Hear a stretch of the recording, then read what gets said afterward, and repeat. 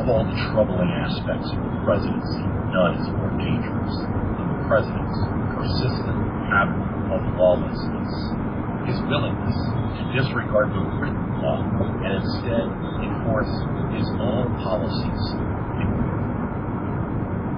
via executive fiat. The president's taste for unilateral action to circumvent Congress should concern every citizen, regardless of party or ideology. Who is this liberal condemning presidential action? After all, the president is elected by all the people and has a mandate to act in whatever way the people voted, right? Who's this liberal to question? Well, it's no liberal at all. This is Ted Cruz from 2014 complaining about Barack Obama's executive orders. I am very familiar with it because I had a podcast back in 2014, the same podcast you were listening to. Got a question about it, and I remember getting a detailed answer explaining what executive orders were, and I don't have that right now. That is the flag code.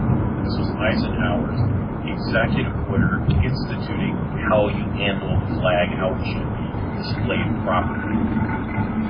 And that's an example of executive order. They're all numbered. I should say, since 1907, during Theodore Roosevelt's administration, the decision was made to number these executive orders to better keep track of them. And so they began that, but they actually went retroactively in 1907 and went all the way to Abraham Lincoln as the first official executive order.